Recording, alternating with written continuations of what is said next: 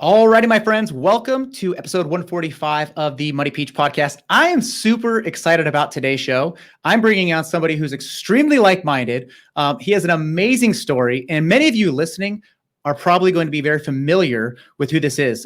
He has an amazing community. About 500,000 people my friends, in this community right now who are choosing financial independence. So without further ado, I'm bringing on a friend of mine, Jonathan Mendonsa. He is the co-founder of ChooseFI, Choose Financial Independence, where they show people how to earn more money, spend less, build wealth, and pretty much create an amazing life of financial independence. So I'm bringing him on the show. Jonathan, thank you so much for coming on today.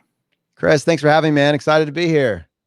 So it's pretty cool. I go back in my mind here and I think I remember my first time really getting to get introduced to ChooseFI is we go to the same exact personal finance conference, FinCon, and I'm at FinCon and everybody there is talking about this thing called ChooseFI. And so I'm thinking, I've never heard of ChooseFI. It's brand new. And then that year there's a big award ceremony at the end of the conference, and ChooseFI wins like the best #1 podcast. And these guys run up on stage and we're all sitting there thinking, what is going on here? This is amazing. These guys just got started and now like everybody is talking about it, and it's been like wildfire. And I'm a huge fan. I got to say, I'm a fanboy right now. I'm like starstruck by this. I'm a huge fan of ChooseFI because I love exactly what you guys are pushing. You guys stay so true to your mission of helping people earn more, spend less, and build wealth. But the reason why I wanted to have you on is because you have an incredible story that's going to inspire people, and I wanted you to jump in there. But give me a little background of where you're at, where you live right now, and then we'll kind of jump in from there. Yeah, I live in Richmond, Virginia, and I am bunkered down in my home. COVID era here, but life is great. I've built a life that I'm not trying to escape from, so all is well. Let's see, some background. I guess just background. I was working in corporate pharmacy. So I went to school to become a pharmacist. And that trajectory, that career arc for maybe your audience looks like 4 years of undergrad, 4 years of pharmacy school. And then you graduate, you got a job. It's very, it's very obvious. Once you graduate, you have your license, you can get this job. And I'm making this entry-level 6-figure salary, but it's kind of coming right along with 6 figures of student loan debt. And it is a lot easier to take out the student loan debt than it is to pay it back. You got to pay it back with after-tax dollars. Now, fortunately, I had a plan. When I was probably in my late teens, early 20s, I had stumbled upon Dave Ramsey. It's a very familiar, personality for many people out there. And his mantra is pay off debt. And I knew that debt was bad. So I knew I was going to pay it off. But to be honest with you, even then, I was always kind of like, well, once I pay it off, I'm kind of just in the same shape that I was when I was 17, 18 years old. And now I have the reality of how hard it is to pay it back. Because, if you make 120 after you get done paying your federal tax, your state tax, FICA, everything else, it's going to start looking a lot more like 70, something like that, which is fine. That's great. And then, then there's whatever life costs, and then you get to pay it back with the difference. And I was like, wow, I'm going to be in service to this debt for, 5, 6, 7 years.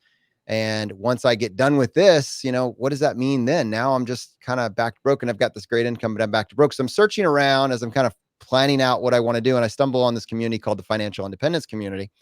And there were people out there probably known to your community at this point, like Mr. Money Mustache, who talked about how they had retired in their early 30s and, used frugality to really accelerate their path to financial independence. And to be honest with you, I got the high paying job so I could afford all the stuff. Like that was the goal. That was the idea. I want the stuff. So I'm going to need to get a great income in order to get the stuff. But that path, that idea that was promised to me, the white picket fence, that came with a crap ton of debt, and it cost me a decade of my life. And I'm realizing once I get back to broke, then I can have the stuff, but I'm going to be basically in service to this stuff and to this job, which, by the way, after paying off my debt, like I was not really liking as much anymore. Like the job actually kind of sucked.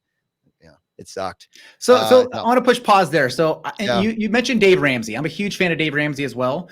He's kind of one of the first people that I stumbled upon, and it was just debt is bad, debt is bad, debt is bad, pay off debt. And it made sense. Debt was holding us back. It robs us of our income. But what I think Dave does a really good job of is he like in your mind, you believe, and you start to really focus on debt. But then you get to the point. So my wife and I, we paid off $52,000 in debt, kind of similar. We were promised this amazing story. Right. We had the great income. And then all of a sudden we're like, we have this great income. We have all this debt. it sucks. We're not really happy. What happened? Right. And so we paid off this debt. And I remember it was like, we were so excited when we walked into the bank to pay it off. But then from that point, like you said, I was kind of like, well, now what do we do? Next. Right? Yeah, Dave, where are you at? You told me how to pay this debt off, but we're not really talking about this next step. So right. I've spent so much time on the show hammering debt. I have not spent enough time talking about the financial independence piece. And so you mentioned Mr. Money Mustache. Give us a little 30-second overview of what this guy did, because he was the first guy really to talk about this publicly, about this retiring at 30. And it's interesting that is true to a large degree, but he was also just kind of my gateway to the idea. I think we can go back even farther and say this idea. Let's just talk about the idea of financial independence for a second, because I think that's really what I was looking for. I was looking for what else.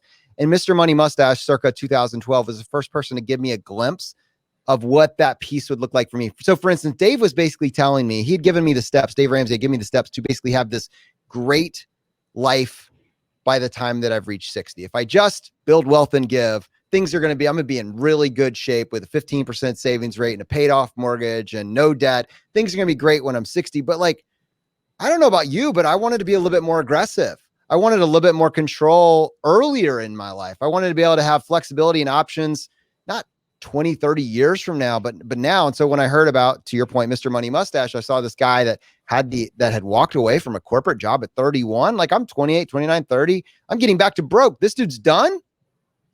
What?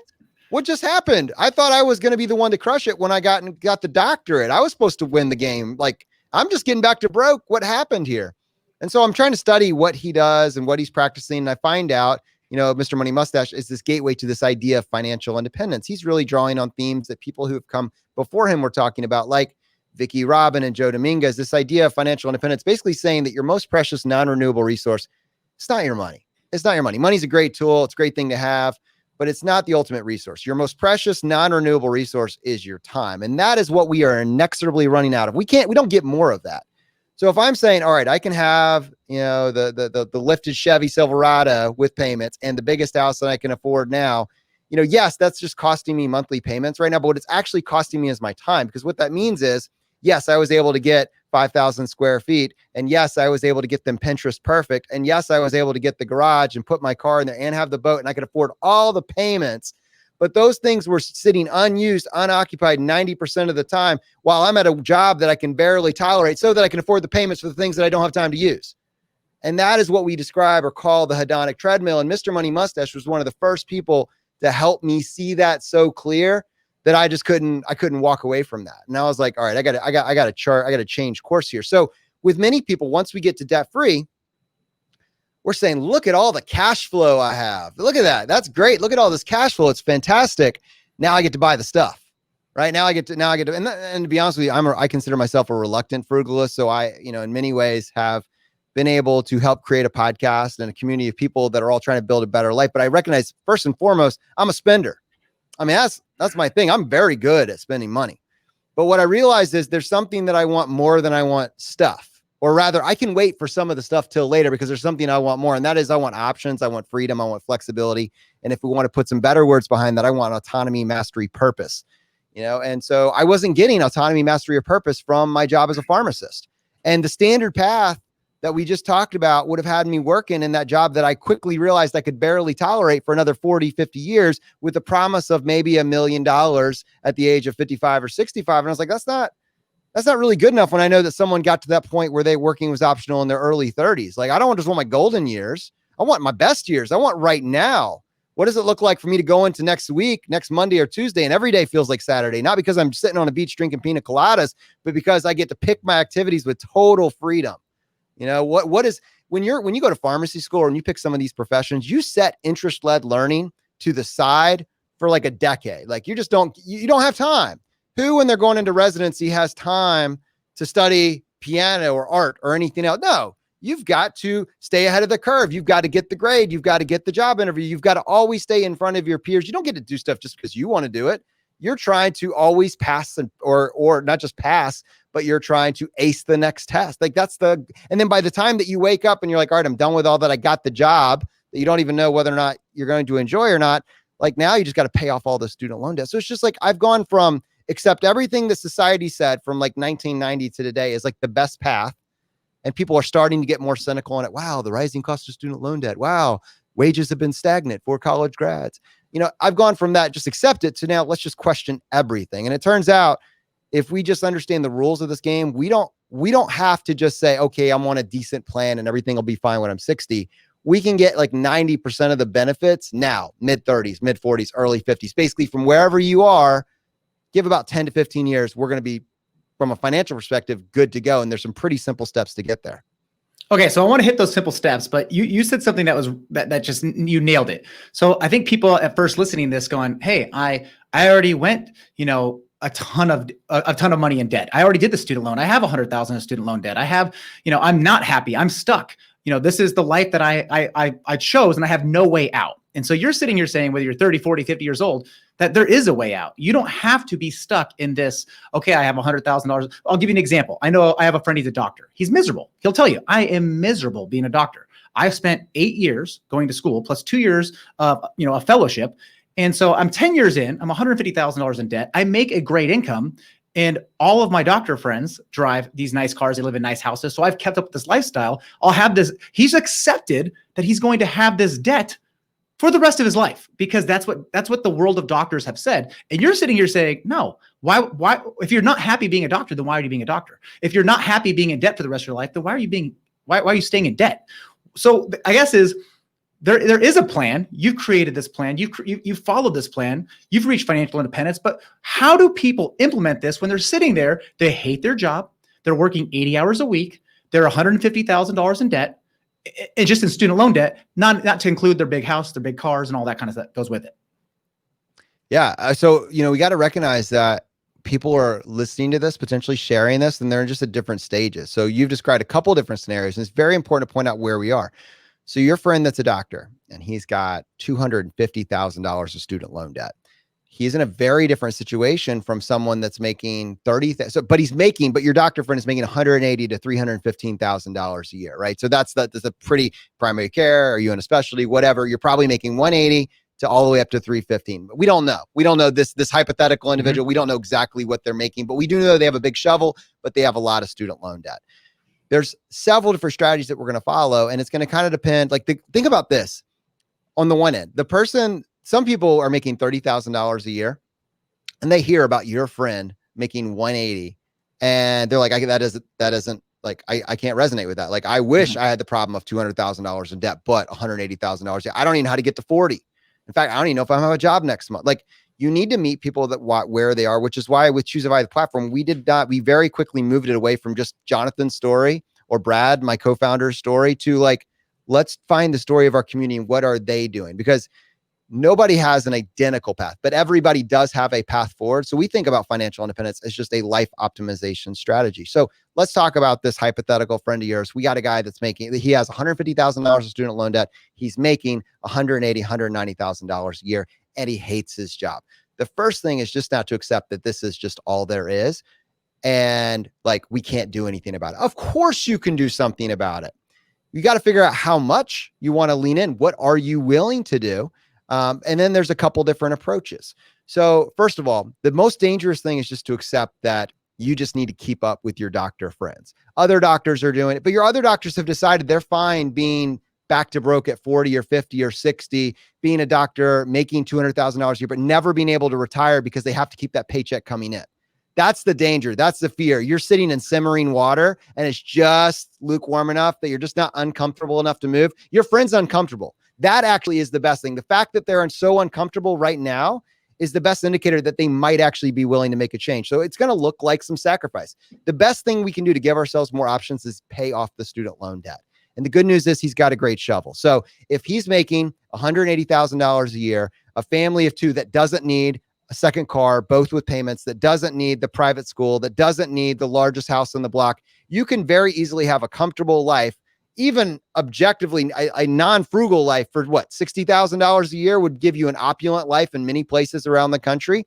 If he's like, well, I want to live in the high cost of living area of my home city. It's interesting to point out that doctors, as you move inland away from the coast, not only is the cost of living less, doctors inversely actually make more the farther they get away from the coastal cities. We could create additional space on top of that. Now, if your life costs 60, you're making 180, you're coming back with 120, that's $40,000, $50,000 a year that you could hammer these student loans. You could have it done inside of 5 years. Is that painful? And is that kind of a slog? Maybe. But what you're buying for yourself is way more options on the other side. That's one way to go about it. What I wanted to actually come back to is the idea of the savings rate. This is one of the big ideas that the financial independence community really introduced to me.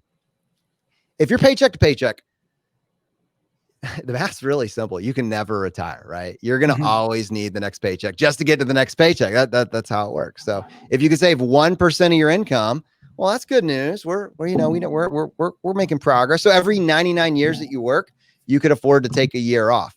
I like to keep math really simple because I think a lot of times with finances, people use complexity to say you couldn't possibly figure this out yourself. You're going to need a guy or a gal to handle this. And you're way more likely to make progress when you understand your plan. So that's why we're trying to use math like this. Let's scale that analogy up.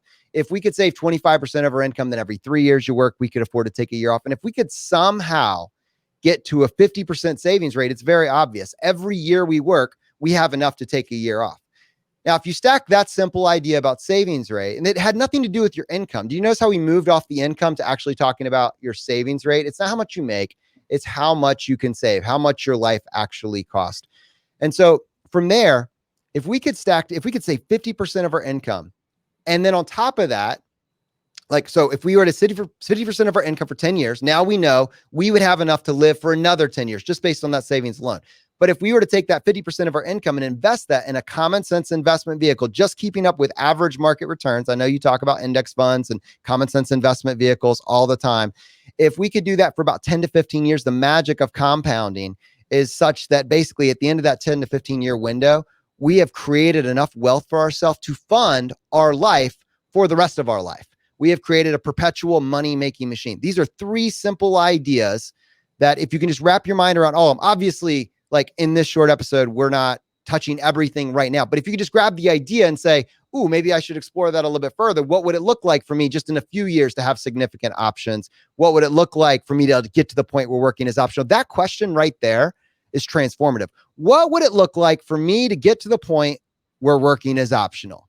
Not you couldn't possibly do it because you didn't come from this background. You don't have this level of income. What would it look like for me in my situation, with my obstacles, my unique challenges? What would it look like for me to get to a point where working is optional, not just in time for me to hit the nursing home or the assisted living facility, but in my best years right now? Could I roadmap myself to that within a period of 10 to 15 years? I think the answer is definitively yes. You give me a challenge, you give me an obstacle, I'll help you work through that. And I'll point you towards people that have mapped it out for your specific situation. But this is doable. The problem is we don't talk about it. Money's taboo. Why would you share? Instead, all we share is the latest car payment, the latest toy that we purchased, and how we can afford the payments. What a great deal they gave us at the dealership.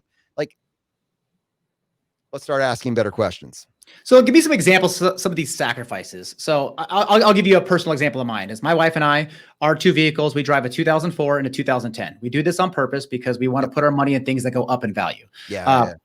We have had this, and we're human. My wife and I, we have this house. It's almost paid off. But also on this shoulder right here, I have this guy going, but you have all this income that you freed up and you can go buy this big house and your friends are doing it and your family's doing it and everybody else that's normal is doing it. So how is it that this community, and you're saying you have about 500,000 people that are in this ChooseFI community. How are people staying focused on, okay, 15 years, I want to be free in 15 years, freedom in 15 years. So what are some of the examples that you could show us that how's somebody going from paycheck to paycheck? Because I'm sure when they find you, they're paycheck to paycheck, to actually saving 50% of their income. I mean, Dave Ramsey recommends 15%. You're triple that. So, I mean, I love it. I agree with it. But if someone listening right now is going to go, hey, Jonathan, speak to me, man. How does this even work? All right. You said it was a 25 to 35 minute episode, but you just opened up a masterclass. Oh, okay. We'll keep going. Keep going. No, we can go. We can go long. Is your audience okay with a longer episode? Is that going to be all right? We'll find out. All right, man. All right. Let's go through just a couple action items that anybody can do. So I think first of all, talking about like everybody is different. So for me to do this one prescriptive path would probably write people off. So I just want people to opt in where they want to. You're not going to do everything, but if you're paycheck to paycheck, you're going to have to do something, right?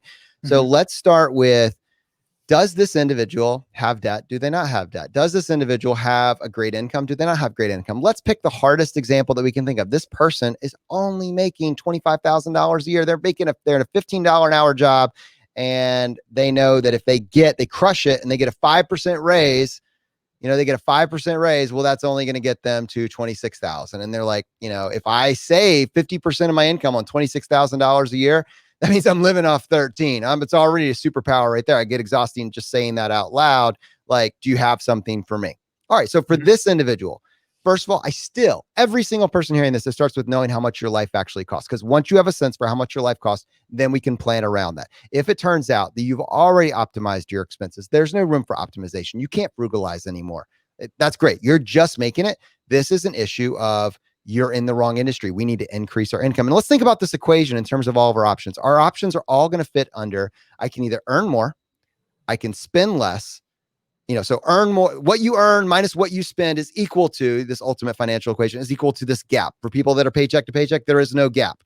I can focus on earning more, I can focus on spending less, or I can figure out how to optimize the difference, that gap. The person that we're talking about, this hypothetical person, they're going to dictate what is going to have the highest ROI.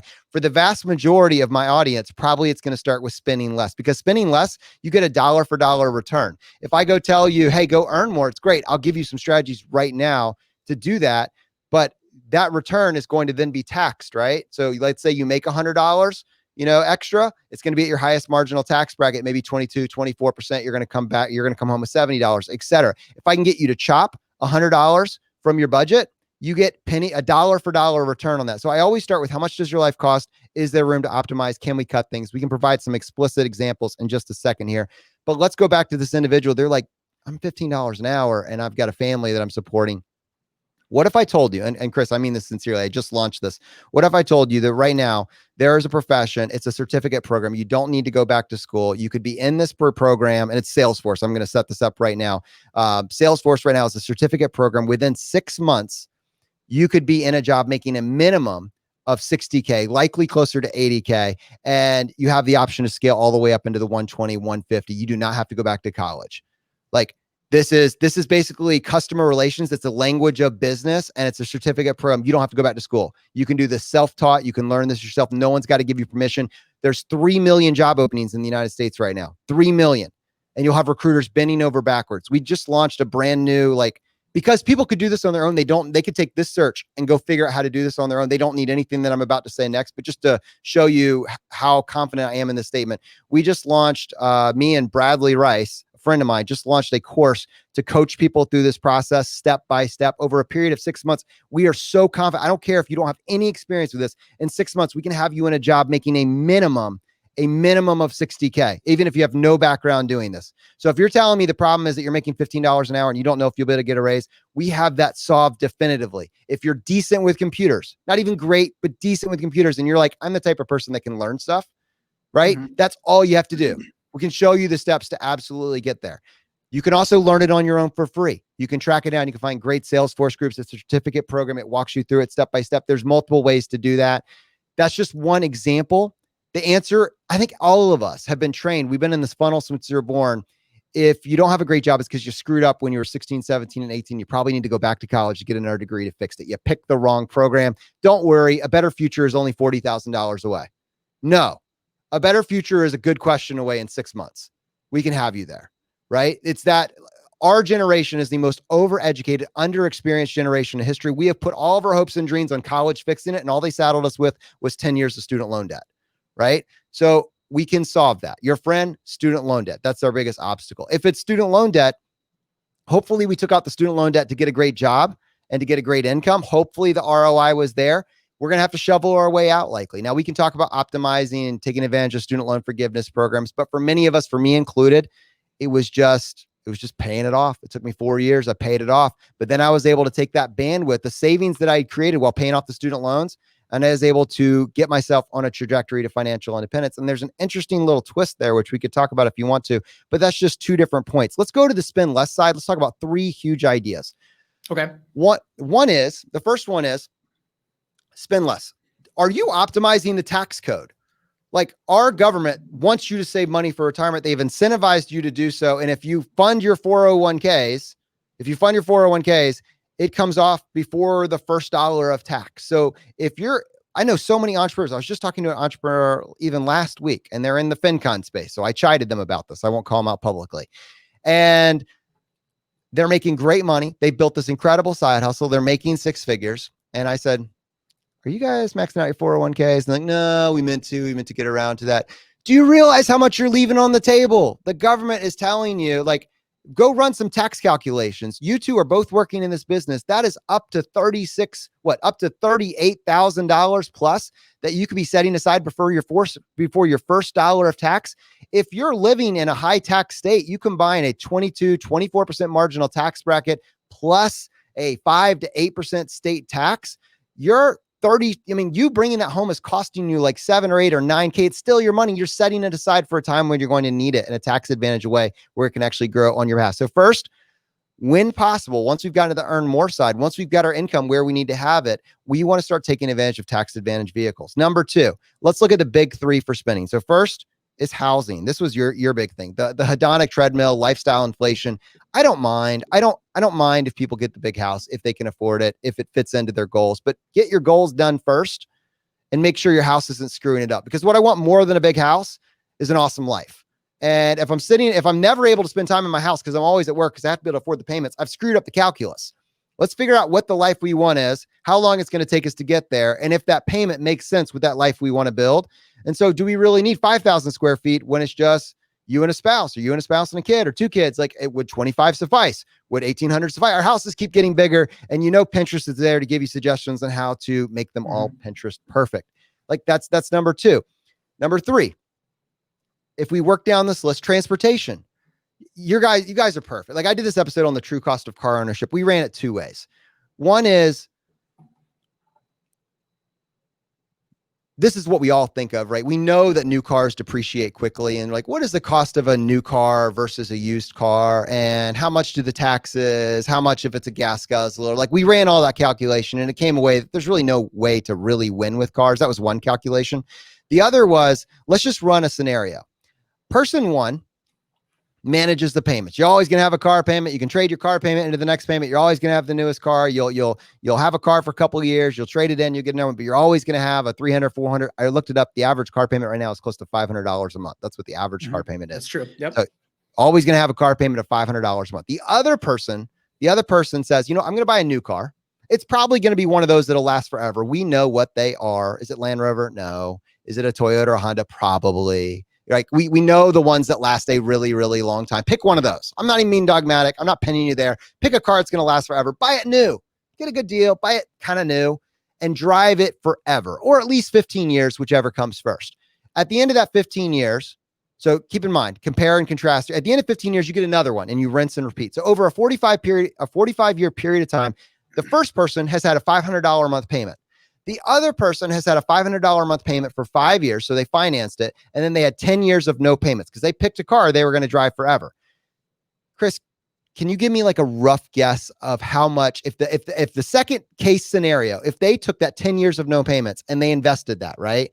Over a period of 3 cars or 45 years, 5 years of payments, 10 years of no payments, how much money do you think that second scenario, how much money do you think they would actually have based on like a 8% return? Just give me it doesn't, Yeah, I'm thinking it's 5,000 a year or 6,000 a year, 10 years of 60,000. So I don't know, what, $150,000, $200,000?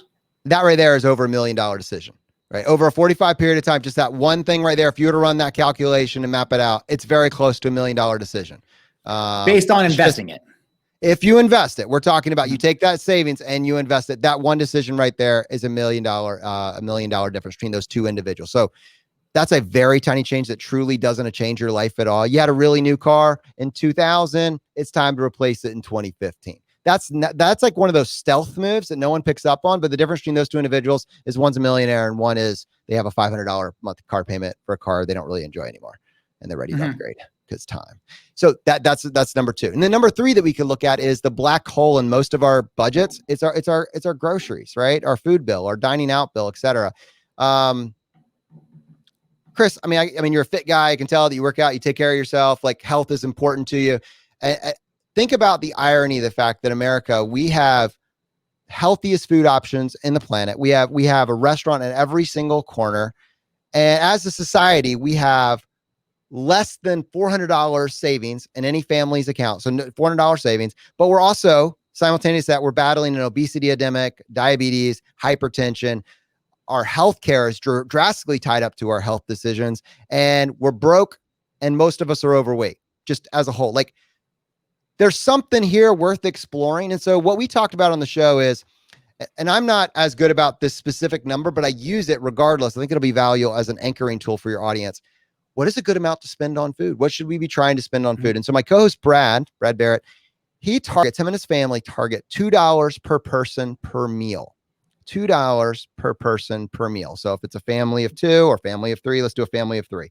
So family of 3 times meal number 1, that's $6 times 3 meals a day. That's $18 times what? 30 days in a year, something 30 days in a month. We can do that. But what is that roughly? That's it's like $300 to $500, somewhere in that range, right? Somewhere in that range.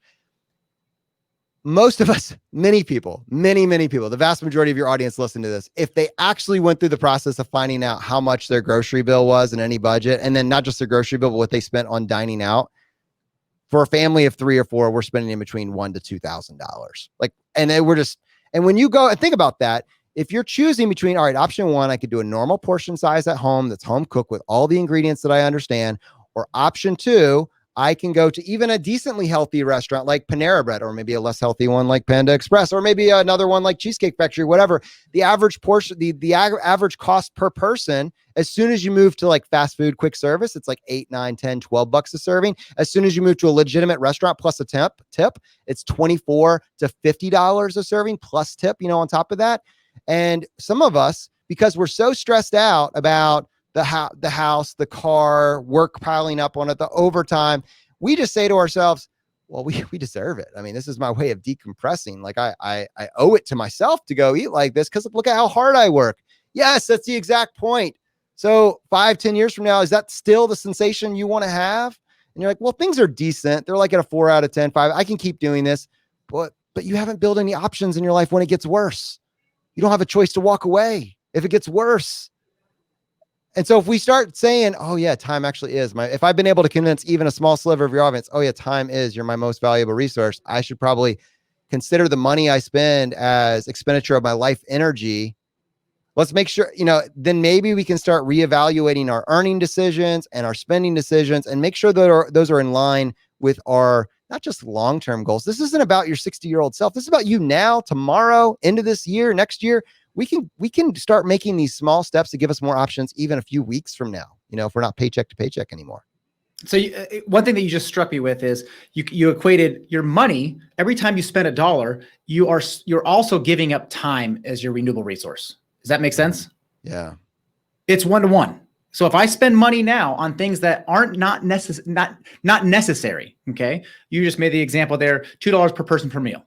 Okay, we're talking $500 a month. If you're spending $1,500 a month, that's $1,000 extra you're spending a month on food, which is going to take away your time in life. We can always make more money, but we can't make more time. Yeah. And the goal here, and this is a really interesting pivot, as consumers, we don't think this way. We think we earn W-2 income. We have our jobs so we can make money, so we can spend money. When you pivot, what we're actually trying to do, this is very subtle, but once you realize it, it'll change your life. What we're trying to do is we want to get our money working for us and harder than us. Like, I'm actually trying, my goal, the ultimate luxury is your time. So what I'm trying to do is create a system where my money is actually earning enough money for me to exist. I don't want my time to be attached to my money anymore. I don't want me working for $15 an hour, $30 an hour, $40. If you're a doctor making $150 an hour, great. My goal is to not have my time attached to my money anymore. Most of us at some level as employees, our time is directly tied to how much we make, now at varying scales. But the goal here, when you're achieving financial independence, is to break that link entirely. If I spend money, I don't have to go work more for it next week. Like my money's taking care of that for me. We're going to create an investment vehicle and like this third entity in our home that's working 24/7. It's earning the money faster than we can spend it. But it's very hard to do that when we buy the big house as soon as we graduate, when we finance the 2 cars as soon as we can afford the payments, when we start financing couch payments and blind payments, when we have Hulu and Netflix and Amazon Prime, we can afford all the stuff. The only thing we can't afford is to take a vacation whenever we want. Mm-hmm. Yeah. So I had somebody on the show a while back and they said something, and I think you're going to agree with this. I had asked them the question, what is the definition of your mind of wealth? Like, when is somebody, we want to build wealth. We want to build wealth. What's the defining moment? Like, are we wealthy? And he said, it's very simple. When my money continually makes more money than I make, I'm wealthy. Yeah. That was his definition of wealth. And I loved it. And this is exactly kind of hand in hand of what you're saying here is we got to create systems in place where we're not spending every single dollar we have, where we save up to 50% of our income, where we live on a budget, where we create an emergency fund, where we put things in place where now we're all of a sudden earning back our time, the time freedom of when we get to a certain point in life, hopefully 10 to 15 years away, that we're not working for a paycheck. We're not working for an hour. Our money is working for us, which allows us, if this is correct, to truly reach financial independence. Yeah. I mean, you nailed it. And in fact, I think you have we can call it our FU story if you want to, but this idea that like long before you get to financial independence, you have options in your life. And so I know that for me, long before I reached financial independence, I had paid off all my student loan debt. I had several years of savings set up. So imagine this, I could go multiple years without earning a dollar before I felt the pinch. Like imagine that. That's not financial independence. I could go multiple years without earning another dollar before we got scared. And I've started this small side hustle, ChooseFI on the side. It's a podcast. It's blowing up. It's fun. We're finding a community. It's becoming a small business. It's earning some revenue. And it was taking up a lot of time. I'm a pharmacy manager at a large, well-known corporate chain, and there was a lot of requirements. And I wanted to, Chris, to your point, actually had 3 things coming up. We had the documentary that wanted to come film with us, the Playing with Fire documentary. We wanted to go to FinCon, that conference that you were just describing, to see our friends and to kind of share a little bit more about what we were doing. It's a networking conference. And 3, and most importantly, we were due to go take this vacation to go visit my wife's family. She's from Zimbabwe. It's an international trip. In corporate America, you get about 20 days, right? 20 days is like the max that you could ever possibly imagine or hope to take together. And you usually can't take them together. And so I have all these things. I'm in the middle of corporate America and I'm relatively early on in my career. And I'm like, I don't know how I can do this. Like I went and checked the company's policies and saw they allowed for something called it's called a conditional leave of absence. You could unpaid, you get your employer to sign off on it. Kind of like a sabbatical would be a comparable term. I just basically went to my employer and said, look, I've got everything covered here. I've got all this going on. I couldn't possibly do it at the same time. Would it be okay if I took a 3-week unpaid leave of absence while I handle this and then I'll be back? And my employer said, I don't think it's in our best interest to let you do that. And as many people in my community know, because of everything I just laid out for you, because I could kind of I roadmapped everything else. I didn't have significant student loan debt hanging over my head. I paid it all off. I had several years of savings paid up. My life didn't cost that much. We were living in between $30,000 to $50,000 a year. Just wasn't that expensive. I had a lot of options and I knew I could always just go across the street. I could go work somewhere else. I could start back up. I just said to him, I don't think it's in my best interest to stay. Right. And you don't have to be at financial independence. Drop. Yeah, it was a little bit. Drop. Like, I don't think it's, yeah, it was strong. It's just aged in. It's really good.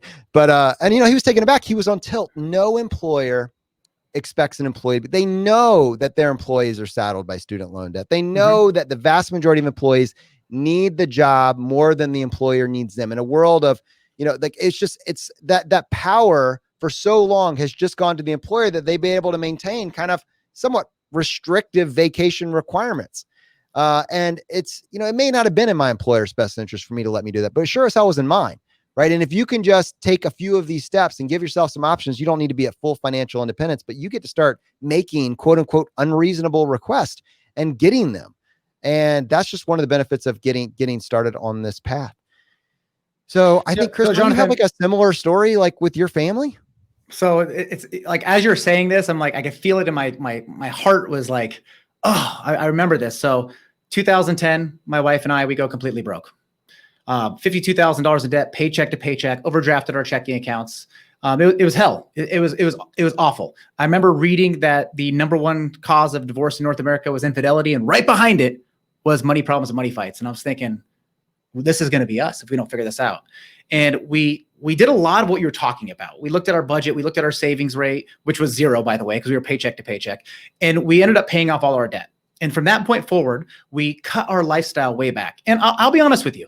When you have the nice cars and the nice clothes and you go on the $10,000 vacations, turning it off right away is not joyous. Over time, it's so easy. But right away, flipping that switch was not like, oh my God, this is amazing. We're not going on vacation to the Caribbean this year. It wasn't amazing, but it was worth it.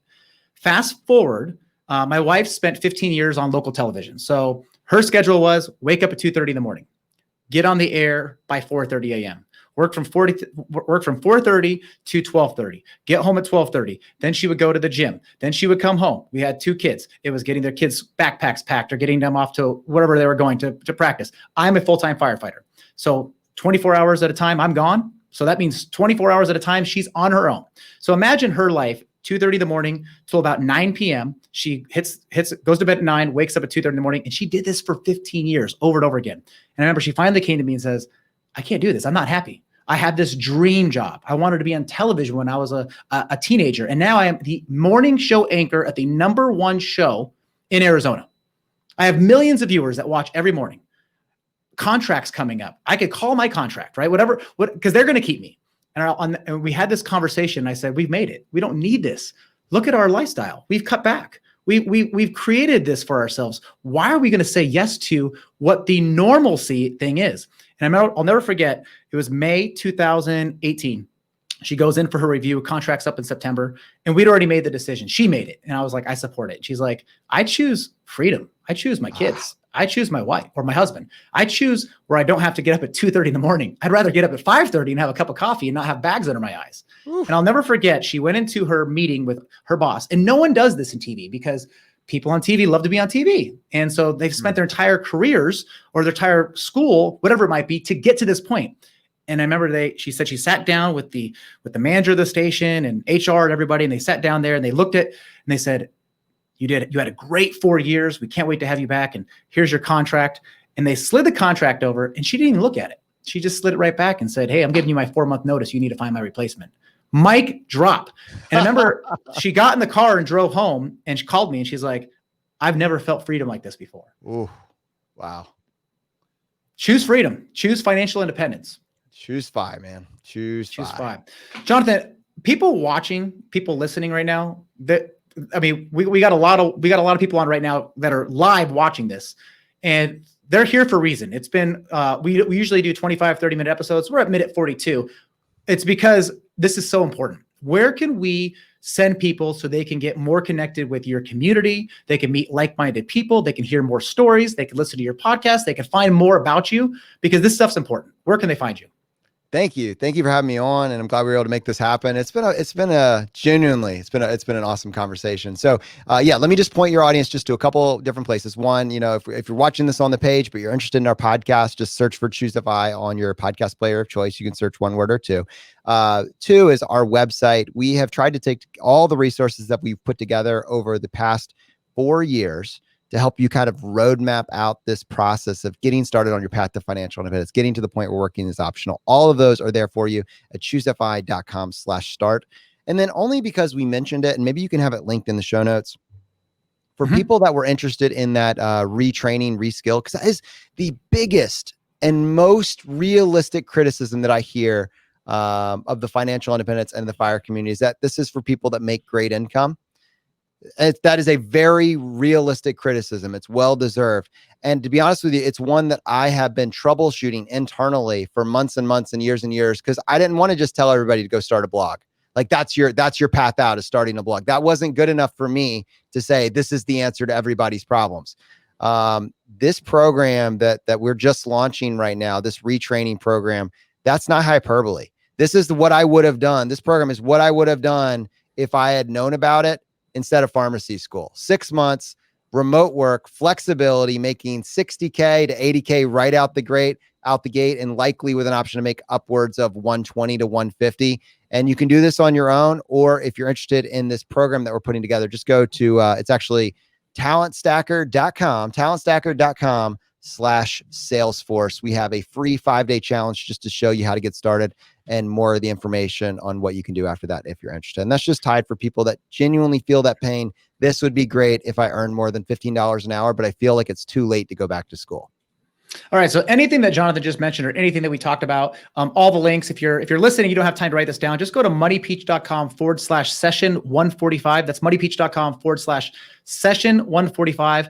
And we'll make sure we have all of the links, the show notes, anything that Jonathan mentioned will be found there. Hey, Jonathan, thank you so much for coming on. One of my favorite interviews to date was having you come on, because the passion you have for this, there's a reason why there's 500,000 people in your audience that are in your community, because this stuff matters. It's changing people's lives, people who feel stuck, people who feel like there's no way out, people who are sitting there thinking, this is my life and it's over. I have to just go down this same path, a conveyor belt of just everything is going to be normal and nothing's going to be exciting. You've brought some excitement, you've brought some change, you've brought some perspective that to me, it just opened my eyes and it brought back some really good feelings there. So thank you so much for coming on. And, I'd like to have you again on in the future. Maybe we can do a case study of one of your most successful ChooseFI community members. Love that. Thanks, Chris. All right, brother. Take care. Take care.